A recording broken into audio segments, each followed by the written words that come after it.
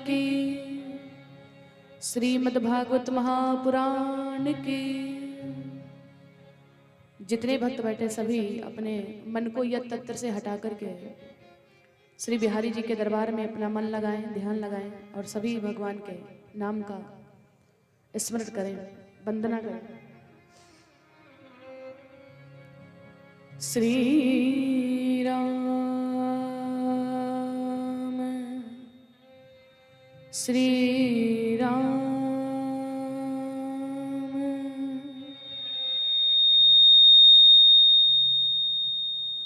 श्री गणेशाय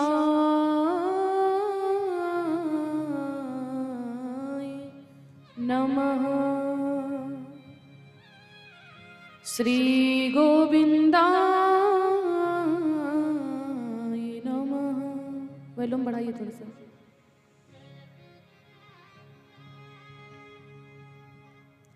सच्चिदानंद रूपाय विश्वोत्पत्त्यादि हेतवे तापत्रय विनाशाय श्रीकृष्णाय वयं नुमः।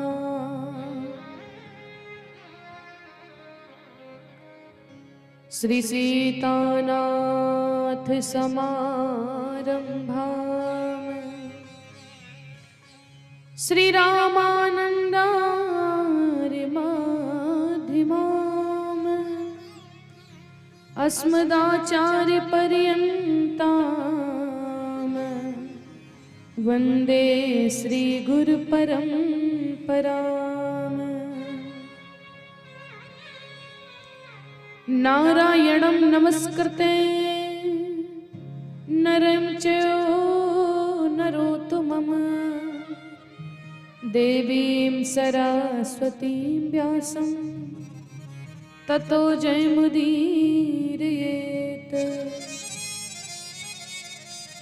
जय जय श्री राधा रमण जय जय नवल किशोर जय गोपी चितचोर प्रभु जय जय माखन चोर। वर्णानामर्थ संघानाम रसानाम छंद समपि मंगलानाम चाकरितारो वंदे वाणी विनायको भवानी शंकरो वंदे श्रद्धा विश्वास रूपिणो याभ्यां विना न पश्यन्ति सिद्धा स्वान्तावस्थमीश्वरम्।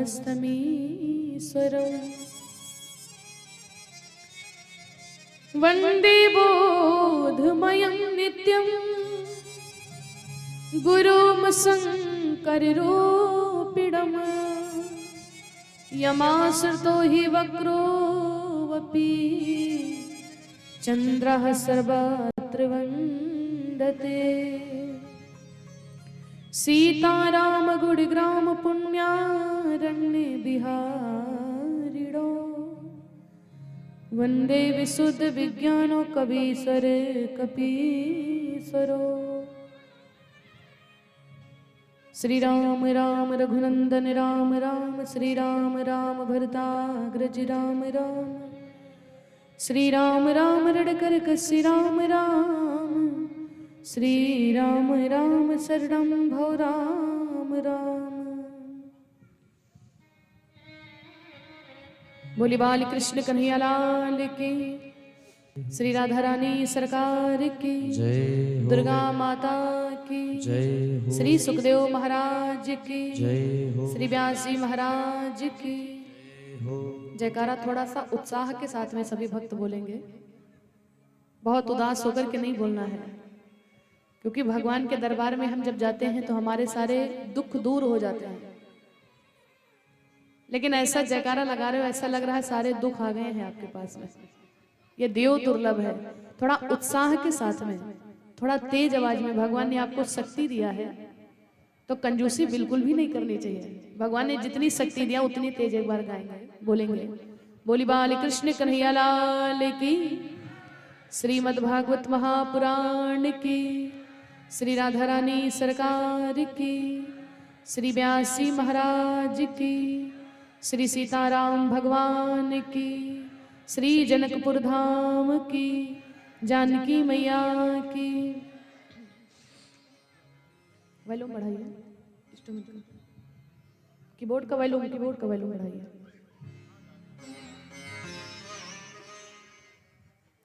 सभी एकदम शांत हो जाएं।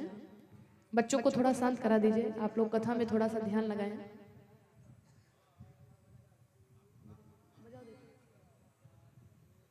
श्री राम।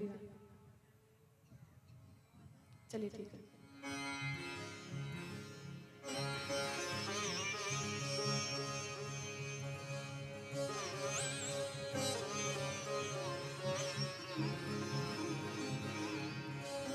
श्री राधा कृष्ण भगवान की जय हो। आज श्रीमद् भागवत महापुराण का प्रथम दिवस है और उस प्रथम दिवस की सुमंगल में मधुरमय दिव्य वेला में हम सभी भक्त प्रवेश कर रहे हैं। भगवान की बड़ी विशेष कृपा है, ठाकुर जी की, राम जी की, भगवती की, और आप सभी भक्तों पर तो विशेष कर कृपा है माता जानकी की, क्योंकि आप सभी के यहाँ से जनकपुर धाम की कोई दूरी विशेष नहीं है। तो जानकी मैया की बड़ी विशेष कृपा है सभी भक्तों के ऊपर, माँ की कृपा है। ये देव दुर्लभ है। जिस कथा को सुनने के लिए, श्रवण करने के लिए हम दरबार में आए हुए हैं, भैया बजाइए ना थोड़ा बैकग्राउंड, बस ध्यान हटाइए दरबार से। ठीक है, जो चल रहा है वैसे चलने दीजिए, थोड़ा ध्यान लगाइए। बोली बाल कृष्ण कन्हैया लाल की जय हो। जब तक कि राम की कृपा नहीं होगी, ये साउंड आपका सिलो चल रहा है, ये वाला चालू कीजिए, बस आप रहने दीजिए, कुछ भी मत कीजिए, ये जो है इधर। श्री राम श्री राम श्री राम, वॉल्यूम बढ़ाइए, अभी चल रहा है। श्री राम, बस ठीक, अब कुछ नहीं कीजिए। बोली श्री राधा कृष्ण भगवान की।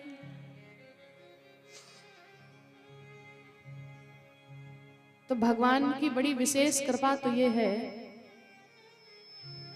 जब तक कि प्रभु की कृपा नहीं होगी, राम की कृपा नहीं होगी, कृष्ण की कृपा नहीं होगी, भगवती माँ दुर्गा की कृपा नहीं होगी, तब तक के हमारे गांव में, हमारे घर में कभी भी भगवान की कथा नहीं हो सकती है। जब राम की कृपा होगी, माँ की कृपा होगी, तभी ये दिव्य आयोजन किया जा सकता है। सुत दारा और लक्ष्मी पापियों के घर होए, संत समागम हरि कथा, तुलसी दुर्लभ सोए। मैं मान सकती हूँ ये हो सकता है कि पापियों के घर में पुत्र की प्राप्ति हो जाए, हो सकता है कि पापियों के घर में पुत्र की प्राप्ति हो जाए, या हो सकता पापियों के घर में लक्ष्मी की भी प्राप्ति हो जाए, धन की प्राप्ति हो जाए, परंतु पापियों के घर में कभी भी भगवान की कथा नहीं हो सकती है। भैया वॉल्यूम कम मत कीजिए, इसका बढ़ाइए थोड़ा सा। तो पापियों के घर में कभी भी भगवान की कथा नहीं हो सकती है, ये दुर्लभ है। सर्वप्रथम सभी भक्तों पर अगाध कृपा करने वाले कृपा सिंधु, वात्सल सिंधु, हमारे जीवन की क्रांति को मिटाकर के शांति प्रदान करने वाले, आनंद को भी आनंद प्रदान करने वाले, सुख के राशि भगवान बालकृष्ण कन्हैया लाल, जो सभी गोपियों के भक्तों की चित्त को चुरा लेते हैं, ऐसे श्री मधुसूदन बालकृष्ण कन्हैया लाल के चरणों में हम सभी का बारंबार कोटि कोटि वंदन, अभिनंदन, प्रणाम। तदुपरांत उनके साथ में विराजमान प्रेम की मूर्ति साक्षात कृपा सिंधु श्री राधा रानी, ऐसी माँ आदिशक्ति भगवती के चरणों में बारंबार कोटि कोटि वंदन, अभिनंदन, प्रणाम। वंदे वाणी विनायकों, जिनकी कृपा से हम कुछ बोल पा रहे हैं, माता सरस्वती, सुर की देवी माता सरस्वती वाणी की भी हम वंदना करते हैं। वंदे वाणी विनायको, वाणी माने माता सरस्वती। हम जो भी कार्य दुनिया में करते हैं, बोलना पड़ता है ना, अगर हमारी वाणी ही शुद्ध नहीं होगी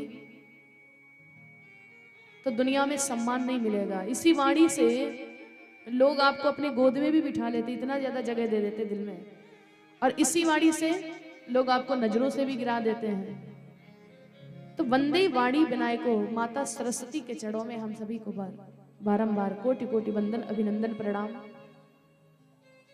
भगवान श्री रामचंद्र जी के चरणों में कोटि कोटि वंदन अभिनंदन प्रणाम। यहाँ की पवित्र पावन भूमि, जितने भी संत महात्मा महापुरुष, उन सभी के चरणों में मेरा बारंबार कोटि कोटि वंदन अभिनंदन प्रणाम। आज बड़ी विशेष ठाकुर जी की कृपा हुई है, जो देव दुर्लभ श्रीमद् भागवत महापुराण कथा सुनने का ये परम लाभ प्राप्त हो रहा है। ऐसे भगवान का स्वरूप है सत्य घन, चित्त घन और आनंद घन। ऐसे भगवान श्री सच्चिदानंद के स्वरूप के जो पालन करता है, हम सभी बारंबार कोटि कोटि वंदन अभिनंदन प्रणाम कर रहे हैं। बोली बाल कृष्ण कन्हैया लाल की जय हो, श्री राधा रानी सरकार की जय हो। आइए, कथा को प्रारंभ करने से पूर्व सभी भक्त मिलकर के मेरे साथ में 2 बार प्रभु का नाम गाएंगे, गोविंद का नाम गाएंगे अपने मुख से। इसलिए क्योंकि हमारा मन अच्छी तरीके से कथा में लग सके, क्योंकि जब तक कि हमारा मन कथा में नहीं लगेगा तब तक के कथा को हम सुन नहीं पाएंगे। मन लगना बड़ी जरूरी बात है, क्योंकि महत्व इस बात का नहीं है कि कथा में कितने लोग आए हुए हैं। आप लोग मेरी भाषा को समझ पा रही हैं? इस बात का महत्व नहीं है कि कथा में कितने लोग आए हुए हैं, कितने लोग कथा में बैठे हुए हैं, बल्कि विशेषकर महत्व इस बात का है कि कथा कितने लोगों के दिमाग में बैठ रही है। तो कथा में भले ही कम लोग आए, लेकिन कथा सबके दिमाग में बैठनी चाहिए। हमारे परम सम्मानीय बड़े भैया भोला साहू, इन्होंने आप सभी भक्तों के कल्याण हेतु, जन जन के कल्याण हेतु श्रीमद् भागवत महापुराण का ये पावन सा दिव्य अनुष्ठान किया है। ये भागवत कथा, राम कथा, ये कोई अकेले के लिए नहीं किया जाता है, बल्कि सभी भक्तों के कल्याण हेतु किया जाता है। निश्चित रूप से जन्म जन्मांतर के आपके पुण्य उदय हुए हैं, जो आपके घर में भगवान की पावन कथा, ये दिव्य वेला हो रही है। हम सभी भक्त मिलकर के भगवान के इतने सुंदर स्वरूप का स्मरण करेंगे और 2 बार प्रभु का नाम गाएंगे। बोली बाल कृष्ण कन्हैया लाल की, श्री राधा रानी सरकार की।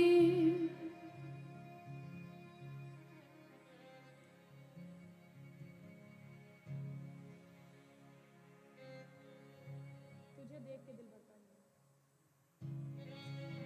है। स्केल बढ़ाइए।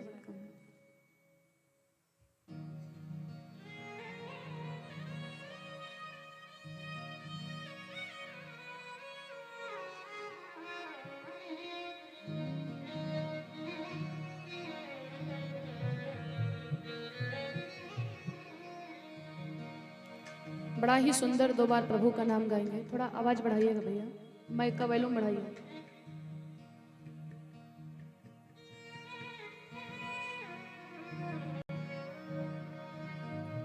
दरबार हजारों देखे हैं,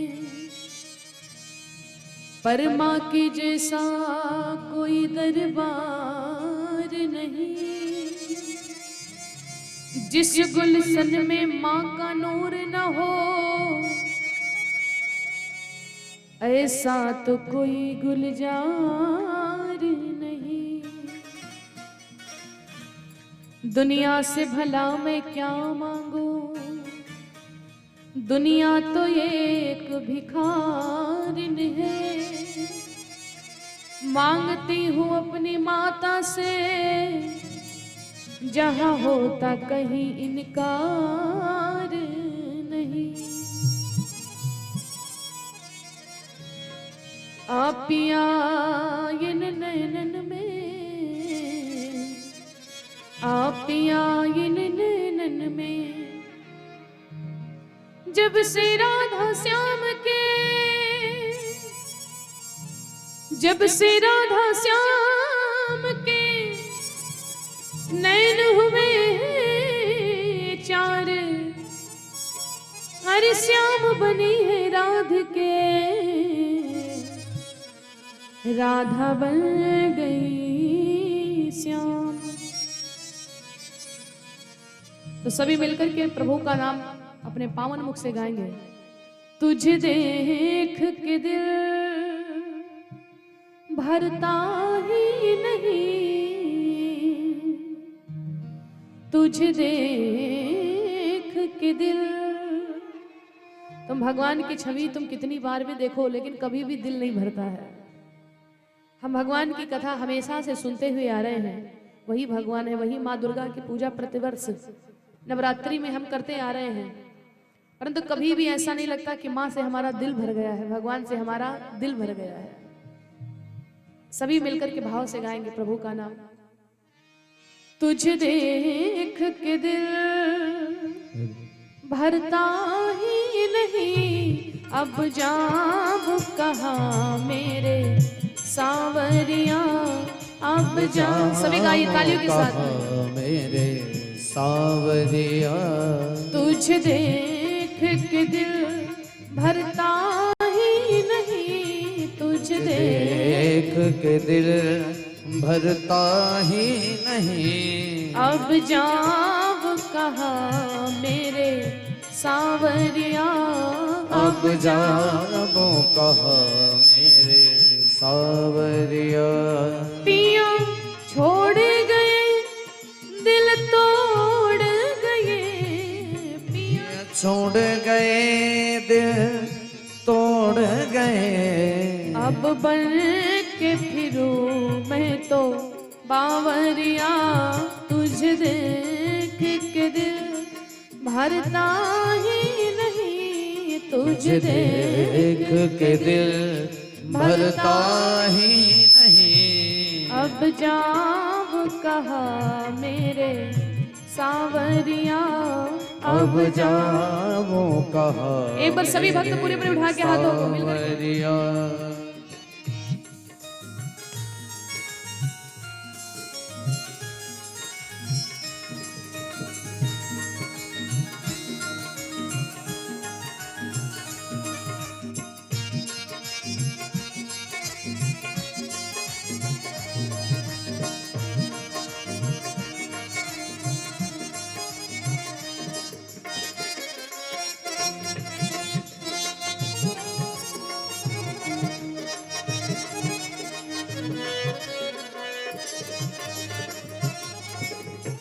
और मेरे बांके बिहारी की छवि कैसी है, स्वरूप कैसा है। तिरछी चितवन बाकी है यादा, तेरे नैन कटीले कजरारे, तिरछी चितवन बाकी है अदा, तेरे नैन कटीले कजरारे। तिरछी चितवन बाकी है अदा, तिरछी चितवन बाकी है अदा, तेरे नयन कटीले कजरारे। तेरे नैनों के मार ने मुझको तो मार डाला, तेरे नैनों के मार ने मुझको तो मार डाला, और अब पता चला कि करते हो इन नैनों से ही गड़बड़ झाला। सभी मिलकर के गाएंगे। तिरछी चितवन बाकी है अदा, तेरे नैन कटीले कजरारे, अब तेरे बिना दिल लगता नहीं, अब तेरे बिना दिल लगता नहीं, अब काहे सतावे सावरिया, अब काहे सतावे सावरिया।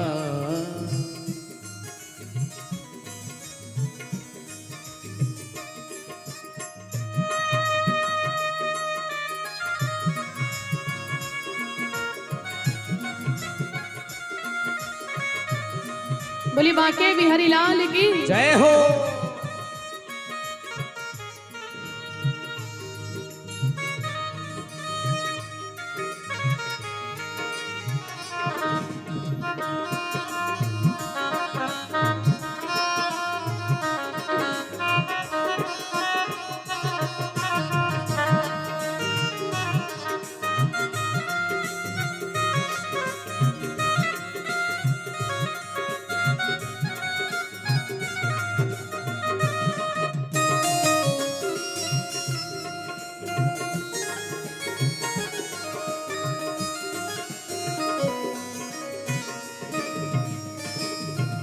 मुरली की मीठी तानों पर दिल में कन्हैया होने लगा।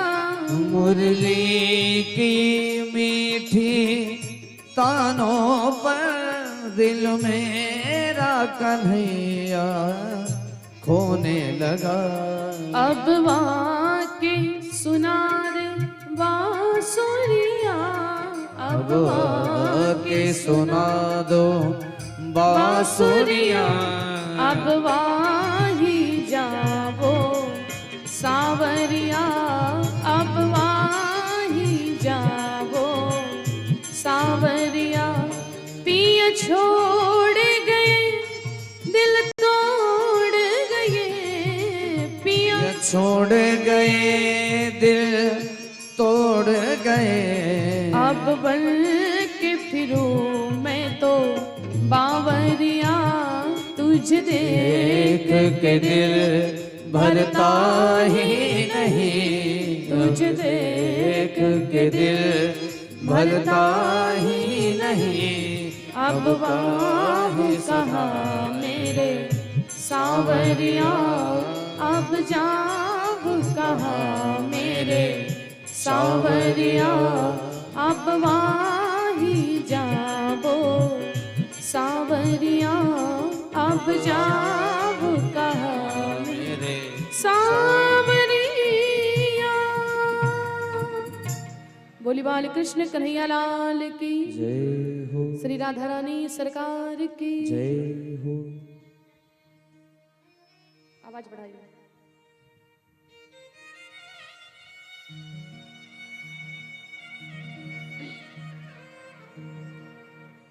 भगवान की जो कथा है, भागवत कथा की बड़ी विशेष महिमा है। और आज कथा के प्रथम दिवस में हम भागवत कथा की महिमा को ही श्रवण करेंगे। भैया वॉल्यूम थोड़ा और बढ़ाइए माइक का, हमारे माइक का वॉल्यूम बढ़ाइए। बोली श्री सच्चिदानंद भगवान की जय हो, श्री राधा रानी सरकार की हो। आज प्रातः काल सभी माताओं ने बड़ी मेहनत किया। मैं देख रही थी माताएं अपने शीश के ऊपर कलश को धारण की थी, और कलश को धारण करने के बाद में फिर पूरी पैदल यात्रा माताओं ने किया। सभी बड़े उत्साह के साथ में जा रही थी। बड़ी विशेष महिमा है हमारे धर्म में कलश की। ये जो कलश का पूजन हम लोग करते हैं, ये क्यों करते हैं? देखिए, हमारे हिंदू धर्म में कोई भी पूजा की जाए, चाहे दुर्गा जी की हो, राम जी की हो, काली जी की हो, शिव जी की हो, हनुमान जी की हो, कोई भी पूजा हो, तो धार्मिक अनुष्ठान में जब तक कि हम कलश की पूजा नहीं करेंगे तब तक कि वो हमारा कार्य सिद्ध ही नहीं होगा। बड़ी विशेष महिमा है कलश की। सबसे प्रथम में हम भगवान श्री गणपति की पूजा करते हैं। जब तक कि गणेश जी की पूजा नहीं करेंगे कोई भी हमारा कार्य सिद्ध नहीं होगा। और गणेश जी ऐसे देवता हैं जिनकी प्रत्येक दिन पूजा करना चाहिए। गणेश जी जो है ना, वो बुद्धि के दाता हैं। तो अगर हमारी बुद्धि ही नहीं अच्छी होगी तो हमारा जीवन खराब हो जाएगा। तो बुद्धि हमारी कैसे शुद्ध होगी? हम भगवान गणेश जी की पूजा करें। लक्ष्मी तो आप कमा सकते हो, परंतु लक्ष्मी का हम सदुपयोग कैसे कर सकते हैं? वो बुद्धि हमको कहाँ से मिलेगी? वो बुद्धि हमको भगवान श्री गणेश से ही प्रदान मिलती है। अच्छा, आजकल मैंने देखा है कि दुनिया में जितने गणेश भगवान के भक्त होते वो बड़े प्रसन्न मिलेंगे आपको। वो कभी टेंशन में नहीं मिलेंगे, बहुत प्रसन्न मिलते हैं गणेश जी के भक्त। अच्छा, बिहारी जी के जितने भक्त मिलेंगे, कई लोग तो कहीं जंगल में ही पड़े हैं पागल बन करके, इतना ज्यादा लीन हो गए हैं, कृष्ण के नाम पे पागल हो गए। मेरा कहने का मतलब ये नहीं है कि तुम भगवान कृष्ण की पूजा ना करो, परंतु कहने का ये मतलब है कि आप समस्त देवी देवताओं की पूजा करो, लेकिन गणेश जी की पूजा जरूर करो, उनकी जरूर करो।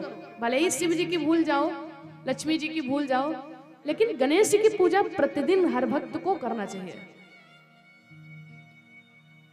ये गणेश जी को वरदान है ना, विघ्न हरण मंगल करण श्री गणपति महाराज। ये सभी लोग भगवान गणेश को आमंत्रित करते हैं। प्रथम निमंत्रण आपको मेरे पूर्ण करिए काज। सभी सबसे प्रथम में भगवान श्री गणपति की पूजा करते हैं और हमारी माताएं सभी प्रातः काल बड़ी उत्साह के साथ में अपने शीश पर कलश को धारण किए थे और कलश में ब्रह्मा विष्णु महेश ये देवता तीनों देवता विराजमान रहते और जब जल उसमें लेकर के आई तब तो मान लीजिए 33 करोड़ देवी देवताओं का आगमन कलश में ही हो गया। तो आपके शीश पर साक्षात कलश और कलश में समस्त देवी देवताओं का आगमन हुआ। आप जरा महिमा समझिएगा। जो माताएं अपने शीश पर कलश रखने के लिए उत्सुक रहती है ना, तो हमारी भागवत कथा कहती है कि उनके जीवन के समस्त कलेश दूर हो जाते हैं। जो कलेश होते हैं, दुख होते हैं, जो कलश रखने के लिए अपने शीश पर कलश को धारण करने के लिए उत्सुक रहती हैं, परेशान रहती। कई माता कहेंगे ना हम तो कलश जरूर उठाएंगे, बड़ी महिमा है कलश की। तो उनके जीवन के समस्त कलेश बिहारी जी दूर कर देते हैं, क्योंकि हम जो भी सोचते जो भी कार्य करते हैं, जो हमारे मस्तिष्क में विचार आता हम वही तो करते हैं। महाराज परीक्षित श्रीमद् भागवत महापुराण में अभी बहुत सुंदर कथा आएगी, आगे हम लोग श्रवण करेंगे। महाराज परीक्षित जी जो थे बड़े ही धर्मात्मा थे, उनके जीवन में कोई कमी नहीं थी, बड़े ही सुंदर विचार के थे। परंतु महाराज से इतना बड़ा पाप हो गया कि जिन संत महात्मा के गले में जाकर के रोज प्रतिदिन पुष्प की माला अर्पण किया करते थे और उनके सिर पर सोने का मुकुट था और मुकुट में कलयुग प्रवेश कर गया। मुकुट कहाँ था? शीश पर लगा हुआ था, सर में लगा हुआ था और कलयुग के प्रभाव से महाराज ने मृतक सर्प महाराज के गले में डाल दिया, असली को नकली समझ लिया, ये कलयुग के प्रभाव से। अच्छा, तो महाराज परीक्षित से पाप जो हुआ, उनके शीश पर सोने का मुकुट था और मुकुट में कलयुग का प्रवेश था और आपके सिर पर आज क्या था? आपके शीश पर कलश था और आपके कलश में समस्त देवी देवता विराजमान थे। तो अगर कलयुग अगर कहीं भी होगा भी ना तो निचुड़ करके निकल जाएगा, ये निश्चित रूप से। बड़ी महिमा है कलश की। बोली बाल कृष्ण कन्हैया लाल की जय हो।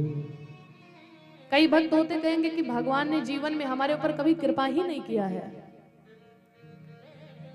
परंतु मैं एक निवेदन करूं, जो कहते हैं कि भगवान ने कभी जीवन में कृपा नहीं किया है, तो आप भैया ध्यान से सुनिएगा। सबसे बड़ी भगवान ने कृपा तो ये किया है कि जो मनुष्य बना दिया हम लोगों को।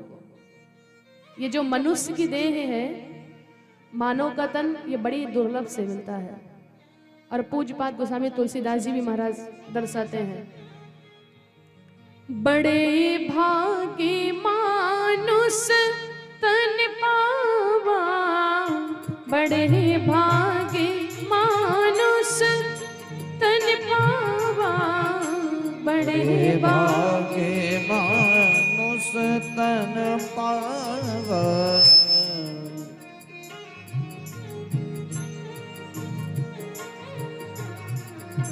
बड़े भाग्य मानुष तन पावा, बड़े भाग्य मानुष तन पावा, बड़े भाग्य मानुष तन पावा। ये बड़े भाग्य से मिला है, क्योंकि जो देवताओं को भी सुलभ नहीं हुआ वो आपको सुलभ हो गया है। ये बाबा कहते हैं, सुर दुर्लभ सब ग्रंथ ही गावा, सुर दुर्लभ सब ग्रंथ गावा, दुर्लभ सदग्रंथ गावा, सुर दुर्लभ सब ग्रंथ ही गावा। बोली श्री रामचंद्र भगवान की जय हो। क्या कहते बाबा? बोले सुर दुर्लभ सब ग्रंथ ही गावा। ये हमारे ग्रंथ भी कहते हैं, सुर माने देवता, सुर दुर्लभ सब ग्रंथ ही गावा। ये मानव का जो तन है ना, मनुष्य का तन, ये बड़ी भाग्य से मिला है। ये तो देवताओं को भी दुर्लभ है। सुर दुर्लभ सब ग्रंथ ही गाओ, ये मैं नहीं, ये ग्रंथ भी हमारे कहते हैं। तो भगवान ने सबसे बड़ी कृपा तो ये किया है कि जो हम लोगों को मनुष्य बना दिया, क्योंकि जो मनुष्य होता, मनुष्य हर काम कर सकता है, जो मानव होता है हर काम कर सकता है। आप जिस प्रकार से बैठ करके भगवान की कथा का परम लाभ प्राप्त कर रहे हैं, या जिस प्रकार से आप जब आरती होती ठाकुर जी की आरती करते हो हाथ में लेकर के, अगर वो आरती की थाली किसी पशु को पकड़ा दी जाए तो क्या वो आरती कर पाएगा? नहीं कर पाएगा। जो माला आप जपते हो, ये माला अगर कोई गधे को दे दे तो क्या वो गधा कर पाएगा? नहीं कर पाएगा ना। तो मनुष्य ही हर कुछ कर सकता है, ये तो देवताओं को भी दुर्लभ है।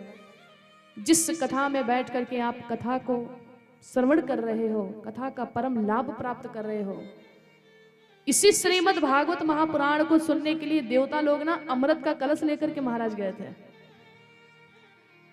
यहां पर तो फ्री फंड में ही कथा सुना दी जाती है, अगर कुछ है तो अर्पण कर दीजिए और नहीं है तो आप वैसे बिहारी जी की कथा को श्रवण कीजिए भाव से, भावपूर्वक।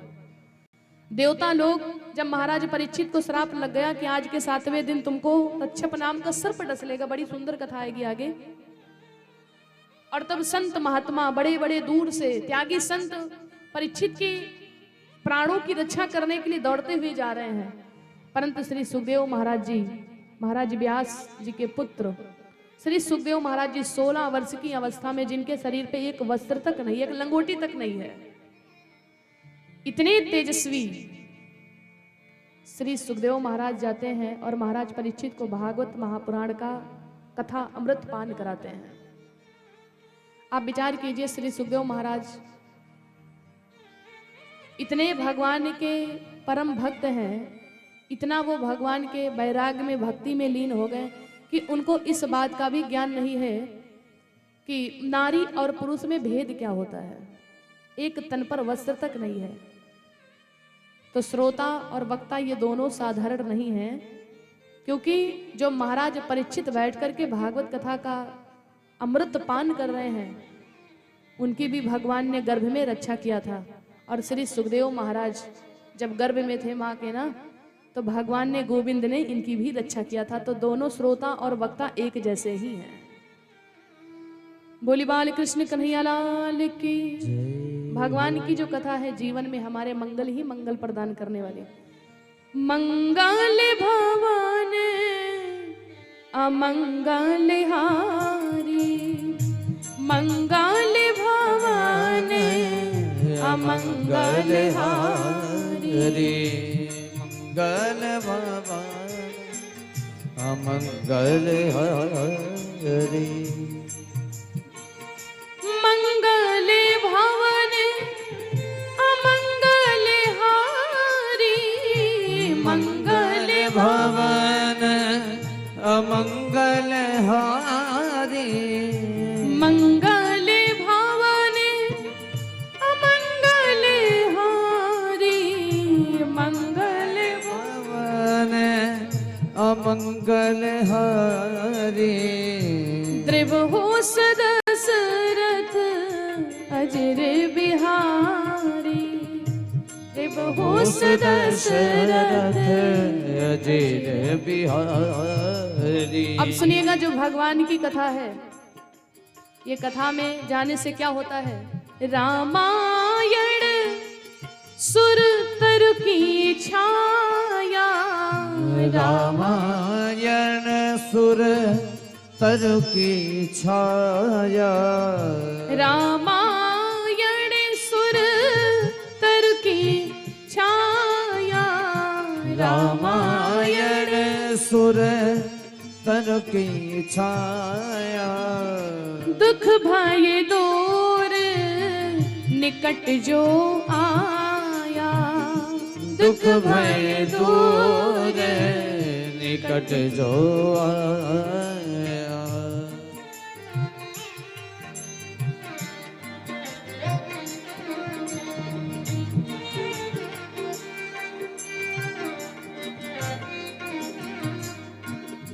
बोली कृष्ण कन्हैया लाल की जय हो, श्रीमद् भागवत महापुराण की जय हो, श्री व्यास जी महाराज की जय हो।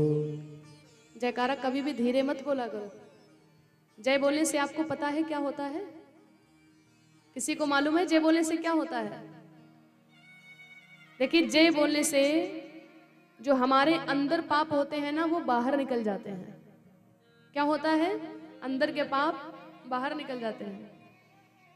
एक जगह कथा में हमने कहा कि जय बोले से अंदर के जो पाप होते हैं वो बाहर निकल जाते हैं। तो एक सज्जन खड़े हो गए जो कथा सुनने के लिए आए थे, तो कहने लगे व्यास जी, जब जय बोलने से अंदर का पाप बाहर निकल जाता है तो पाप निकलने के बाद फिर बाहर कहाँ चला जाता है? मान लीजिए हमने जय बोल दिया और जय बोलने से अंदर का पाप बाहर निकल गया, तो पाप फिर बाहर निकलने के बाद फिर कहाँ चला जाता है? तो हमने कहा भैया जो लोग जय नहीं बोलते हैं ना तुरंत उनके मुख में चला जाता है, तुरंत उनके अंदर चला जाता है। तो आप लोग भी अगर जय नहीं बोलेंगे तो समझ लेना दूसरे का पाप ही आपके अंदर चला जाएगा। तो इसलिए पाप को निकालिए थोड़ा तेज बोल करके। बोले कृष्ण कन्हैया लाल की, श्रीमद् भागवत महापुराण की जय बहुत हो। शादी माइक चल रही, वॉल्यूम को और बढ़ाइए थोड़ा। श्री राधा रानी सरकार की। जय हो। तो भगवान की कथा जो है, रामायण सुरतरु की छाया, दुख भय दूर निकट जो आया। 7 दिन तक निरंतर हम भगवान के दरबार में आएंगे और भगवान की पावन कथा को श्रवण करके अपने जीवन को धन्य बनाएंगे। जिस प्रकार से जब सूर्य देवता निकलते हैं तो सूर्य देवता के उजाला से पूरी पृथ्वी की जितनी भी अंधियारा होता है वो दूर हो जाता है, उसी प्रकार से जब भागवत कथा को हम अमृत पान करते हैं तो हमारे अंदर का जो अंधकार होता है वो अंधकार मिट जाता है, वो दोष मिट जाता है। कथा की तो इतनी विशेष महिमा है श्रीमद् भागवत महापुराण की कि आज आपके जो पूर्वज होंगे ना, जो आपके पितर लोग होंगे पूर्वज, वो भी आज बैठ करके आपकी जय जयकार कर रहे होंगे कि कम से कम हमारे कुल में कोई ऐसा हुआ तो जो कथा में पहुंच गया, जो कथा करवा रहा है। ना जाने कितनी पीढ़ियां तर जाती हैं भागवत कथा सुनने से। बड़ी विशेष महिमा है भागवत कथा की। श्री सूत जी महाराज सौनकाद ऋषियों को देखिए, भगवान की प्रथम दिवस की जो कथा है वो महात्म्य की कथा है। क्योंकि जब तक कि भगवान की महिमा को हम जानेंगे नहीं, जब तक कि हम महत्व नहीं जानेंगे, तब तक कि भगवान के प्रति हमारा लगाव नहीं हो सकता है। क्योंकि कलिकाल में कलियुग के भक्त इतने चालाक हैं, जब तक कि उसका महत्व नहीं समझेंगे, जब तक कि उनको कुछ लाभ नहीं पता चलेगा, तब तक कि वो कथा में भी जाने के लिए तैयार नहीं होते हैं।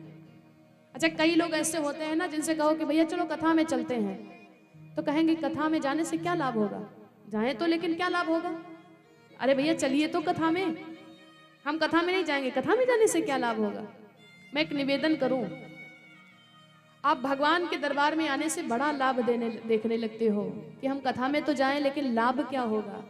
परंतु जो कथा का लाभ है वो कथा का लाभ तुमको यहाँ तो नहीं दिखाई पड़ेगा, परंतु जाने के बाद में वहां पर जरूर दिखाई पड़ेगा। यह ऐसा कथा का लाभ है। और दूसरी बात, विशेष महिमा ये है कि दुनिया में हम कई कार्य ऐसे करते हैं जिसमें हमारा कोई लाभ नहीं होता है। एक संत जी थे, तो संत ने कहा लोगों से कि भैया थोड़ा भगवान का नाम हम ले लिया करो। अपने लिए तो खूब कर रहे हो, लेकिन भगवान के लिए तुम क्या करो, थोड़ा नाम हम भगवान का ले लिया करो। तो उन्होंने कहा कि नाम लेने से क्या लाभ होगा? अच्छा, तो संत ने कहा पूजा ही कर लिया करो। पूजा करने से क्या लाभ होगा? व्रत ही कर लिया करो। व्रत करने से क्या लाभ होगा? संत भगवान ने कहा तुम बीड़ी पीते हो, सिगरेट पीते हो, तंबाकू खाते हो, शराब पीते हो, आप खुद बताइए कि ये नशा करने से क्या लाभ होगा? तो दुनिया में कई कार्य हम ऐसे करते हैं जिनसे कोई हमारा लाभ नहीं है, तो हम भगवान के दरबार में आने से फिर लाभ क्यों देखें? ठाकुर की बड़ी विशेष कृपा है, क्योंकि दुनिया में इतनी टाइम क्या हो रहा है ये कोई जान नहीं सकता है। ये दुनिया बहुत बड़ी है, बहुत बड़ी दुनिया है, और दुनिया में क्या हो रहा है ये कोई नहीं जान सकता है।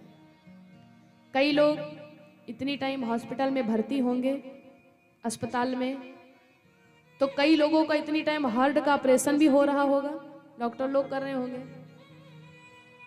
तो कई लोगों के घर में किसी की माँ जी की मृत्यु हुई होगी, तो किसी के भाई की, तो किसी के पिता की। कोई संकट में होगा, कोई जेल में बंद होगा, कोई चोरी करने में लगा होगा। लेकिन हम अपने जीवन का सबसे परम लाभ ये समझते हैं कि ना हम अस्पतालों में हैं, ना हम जेल में हैं।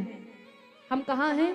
हम भगवान के दरबार में बैठे हुए हैं, हम बिहारी जी के दरबार में बैठे हुए हैं। ये जीवन की सबसे विशेष महिमा है, ठाकुर की सबसे बड़ी विशेष कृपा है। क्योंकि बाबा कहते हैं बिन सत्संग विवेक न होई, बिन सत्संग विवेक न होई,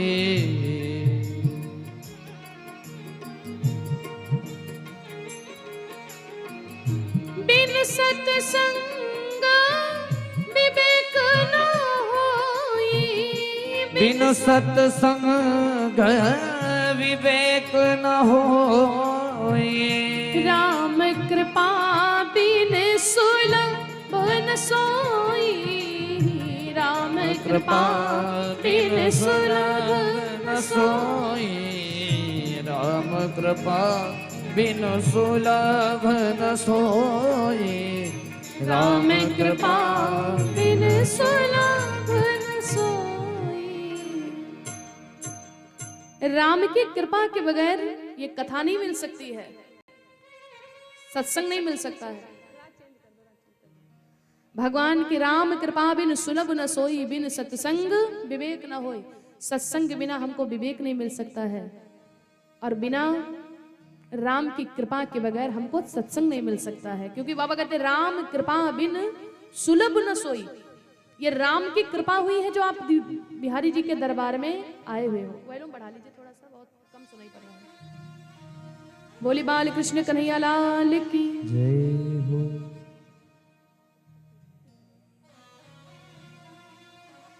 बोली कृष्ण कन्हैया लाल की जय हो। श्री राधा रानी सरकार की जय हो। भगवान की नाम की बड़ी विशेष महिमा है। कलयुग में हजार लाखों बुराइयां हैं, लेकिन कलयुग की एक बहुत बड़ी अच्छाई है। क्या अच्छाई है? कलयुग केवल नाम वधारा, कलयुग केवल नाम वधारा, सुमिर सुमिर नर उतरहि पारा, कलयुग केवल नाम आधार, सुमिर सुमिर नर उतरहि पार, कलयुग केवल नाम आधारा,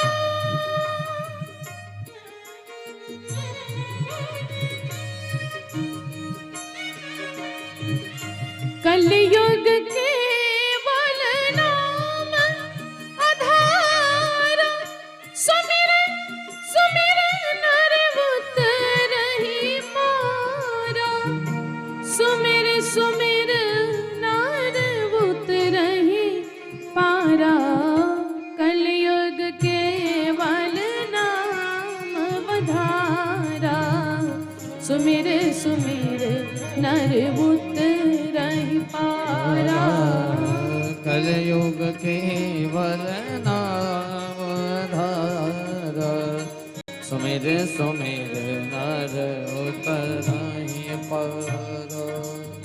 ये कलयुग की बड़ी विशेष महिमा है। वैसे तो कलयुग में लाखों बुराइयां, लोग झूठ बोलते हैं, पाप करते हैं। आज कलयुग में कितना पाप हो रहा आप सभी जानते हो। लोग शराब पीते हैं, जुआ खेलते हैं, हिंसा का कार्य करते हैं। ये सब कलयुग में है। ये सतयुग में नहीं हुआ करता था ऐसा, द्वापर युग में ऐसा नहीं था, और त्रेता युग में ऐसा नहीं था। त्रेता युग की तो ये इतना लोगों के मन में वो था कि रघुकुल रीत सदा चली आई, प्राण जाहि पर बचन न जाई। ये त्रेता युग की मर्यादा थी, क्योंकि भगवान श्री रामचंद्र जी का प्रागट्य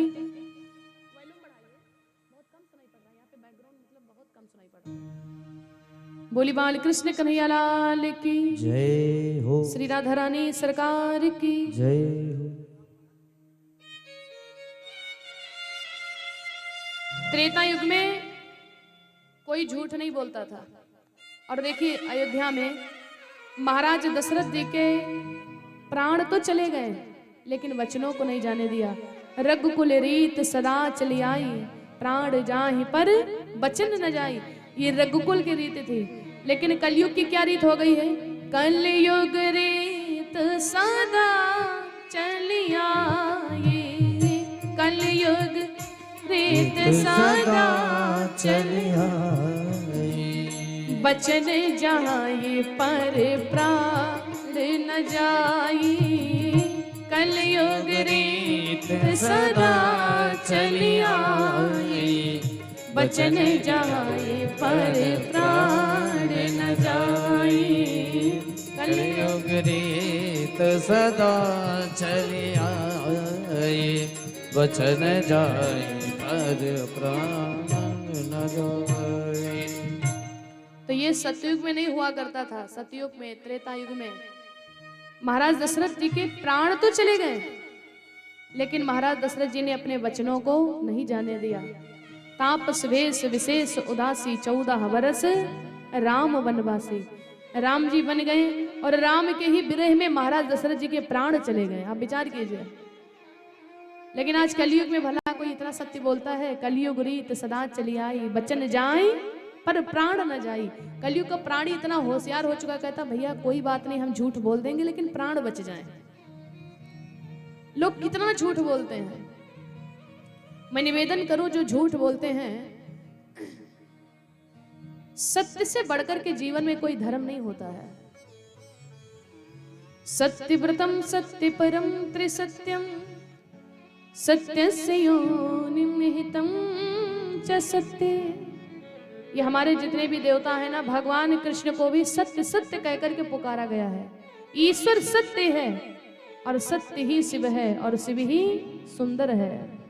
आप सत्य बोलिए, क्योंकि दुनिया में सत्य से बढ़कर के कोई धर्म नहीं होता है। और भगवान का क्या नाम है? सच्चिदानंद, सत्य चित्त आनंद। भगवान ही सत्य है। जहां पर लोग झूठ बोलते हैं वहां पर भगवान का निवास नहीं होता है। चौथा कर दीजिए। 2 लाइन में सभी श्रवण करेंगे। यहां पर कितने भक्त हैं जो भोलेनाथ के भक्त हैं? भगवान शिव के कितने भक्त बैठे? एक बार जरा हाथ उठा करके बताएंगे। बाकी सब भैरव बाबा के भक्त बैठे हैं क्या? बोली शंकर भगवान की जय हो। भगवान शिव कहते हैं कि हमको इतना भांग धतूरा भी नहीं पसंद है जितना कि सत्य पसंद है। तो आप सत्य बोलिए। सत्य से बढ़कर के कोई धर्म नहीं होता और झूठ से बढ़कर के कोई पाप नहीं होता है। भगवान शिव ने माता सती का परित्याग कर दिया। क्यों? क्योंकि माता सती ने झूठ बोल दिया। बाबा ने कहा लीन परीक्षा कवन विधि कहा हो सत्य सब बात। जब राम जी की सती माता परीक्षा लेने के लिए गई थी तो सती मैया ने क्या कहा? कछु न परीक्षा लीन गोसाई कीन प्रणाम तुम्हारे उनाई। अच्छा, परीक्षा लेकर के आई थी और फिर भी झूठ बोल दिया। शिव जी ने माता सती का परित्याग कर दिया। ये बाबा कहते भले ही आप 1 लोटा जल मेरे शिवलिंग पे मत चढ़ाइए, धतूरा भी मत चढ़ाइए, लेकिन आप सत्य बोलिए, क्योंकि सत्य से बढ़कर के कोई धर्म नहीं और झूठ से बढ़कर के कोई पाप नहीं।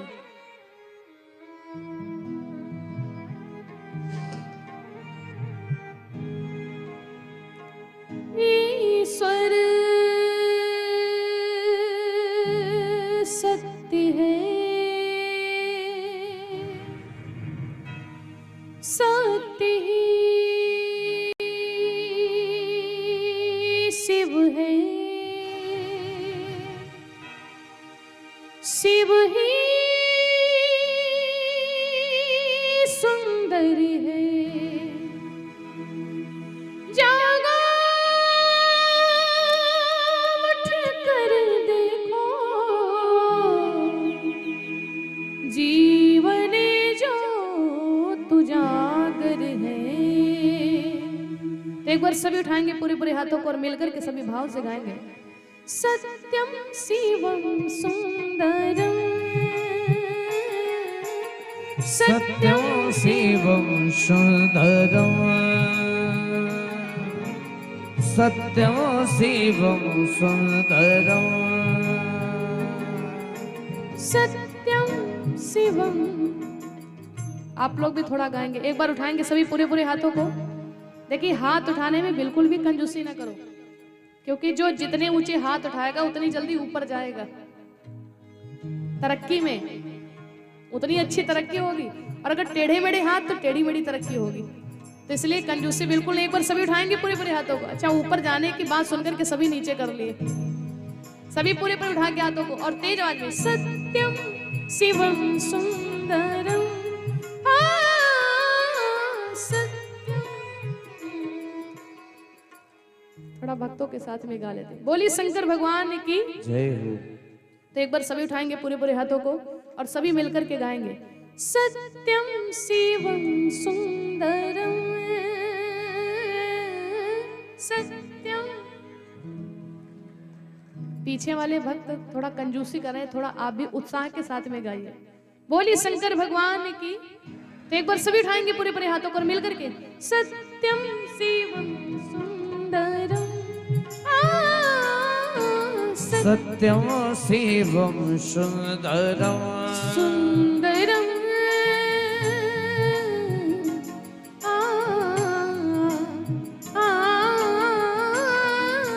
सत्यम शिवम सुंदरम सत्यम शिवम सुंदरम।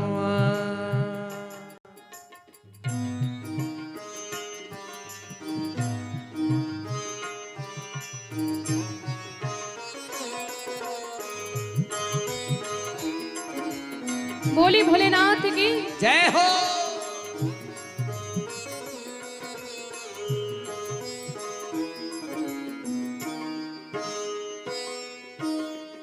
रामा अवध में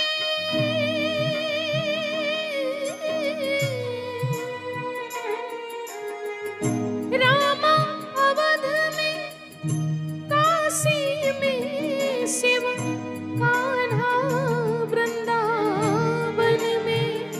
वॉल्यूम को थोड़ा बढ़ा दीजिए भैया, वॉल्यूम को बढ़ाइए, भजन के टाइम को थोड़ा बढ़ा दीजिए।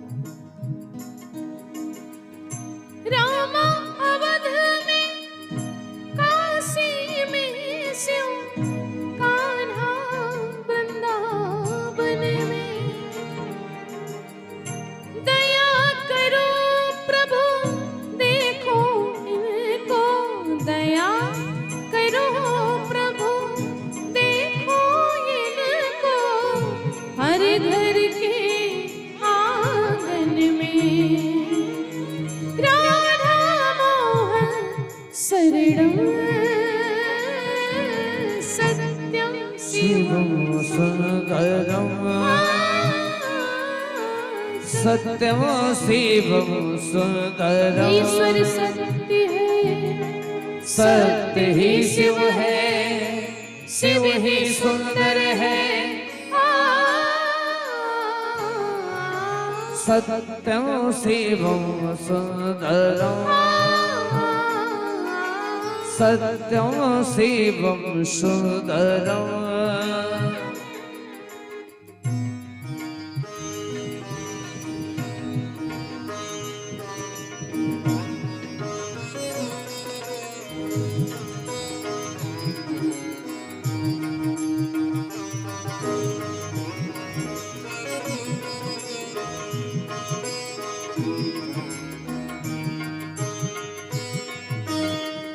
एक सूर्य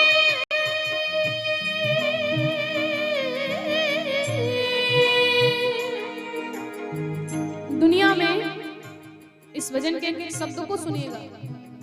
दुनिया में कुछ चीजें ऐसी जो केवल एक है और प्रकाश पूरी दुनिया को दे रही है। एक सूर्य है, एक गगन है, एक ही धरती माता।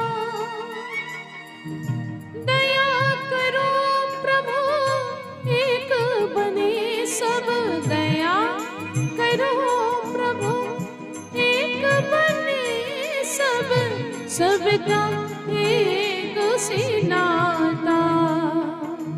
राधा मोहन शरणम सत्यम शिवम सत्यम शिवम सुंदरम सत्यम शिवम सुंदरम। राधा मोहन शरणम सत्यम शिवम सुंदरम सत्यम शिवम सुंदरम सत्यम शिवम सुंदरम सत्यम शिवम सुंदरम शिवम सुंदरम राधा मोहन शरणं सत्यं शिवं सत्यं शिवं सुंदरम् एक सूर्य है एक गगन है एक ही धरती माता दया करो प्रभु एक बने सब दया करो प्रभु एक बने सब सबका एक से नाता राधा मोहन शरणं सत्यं शिवं सुंदरम्। बोले शंकर भगवान की।